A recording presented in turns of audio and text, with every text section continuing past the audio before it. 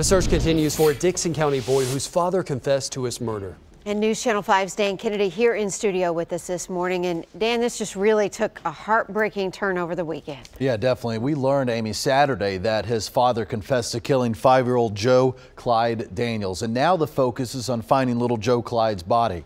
He had autism and was nonverbal. His parents first reported him missing last Wednesday, the morning of April 4th. And for 3 days, hundreds of volunteers and law enforcement agencies responded. They helped the search for the boy.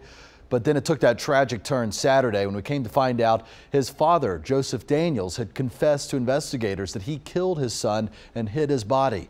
His stepmother, little Joe's grandma, told News Channel 5 last night she doesn't know why he would have committed that crime. It was shocking because you raise a child from way back. You think, you know him, you don't think a child, he would kill his own baby. The sheriff scaled back efforts trying to find his body yesterday to give those crews some rest, but that search will continue again in just a couple hours. Amy?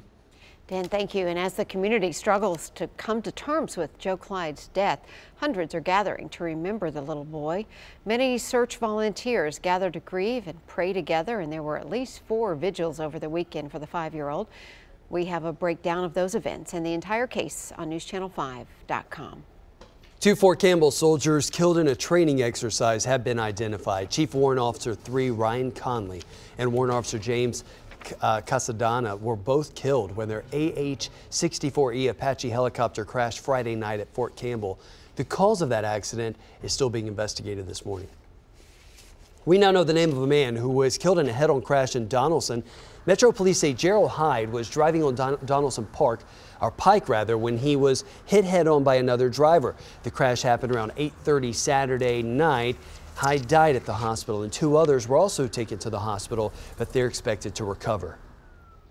Happening today, the man accused of murdering a Papa John's employee during a robbery gets a stay in court. In fact, jury selection will begin in just a couple of hours. Investigators say Darius Fitzpatrick and 2 others walked into a Columbia Papa John's store back in 2014, forced the employee, Gordo Schaefer, to give them cash, and even when he complied, they shot him. Fitzpatrick was 17 at the time, but is being tried as an adult. We're working to find out whether charges will be filed after a teenager was shot by a Laverne officer. That teen remains in the hospital, and TBI says the police officer tried to pull the teen over on Sand Hill Road Saturday night, but the teen then drove toward officers and almost hit them.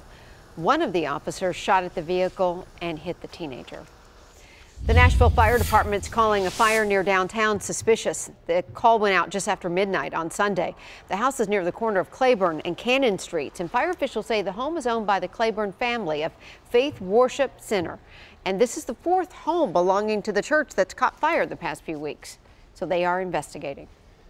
New this morning, you could get a reward if you can help identify these suspected bicycle thieves. Take a look right here. MTSU police say about 3 weeks ago, between March 17th and 18th, a silver bike was stolen from Womack Lane Apartments. Police are offering a $300 reward.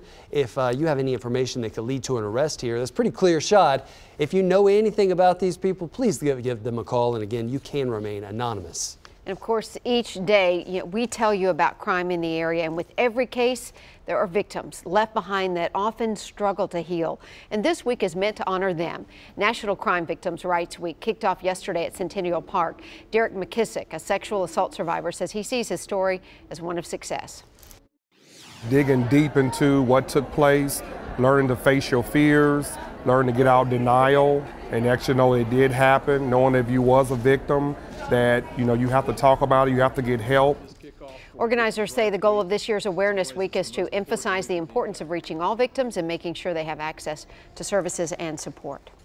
And happening today, faith leaders from across the state will head to the Mid-State. The First Baptist Church in Gallatin is hosting the Tennessee Baptist Missionary Convention.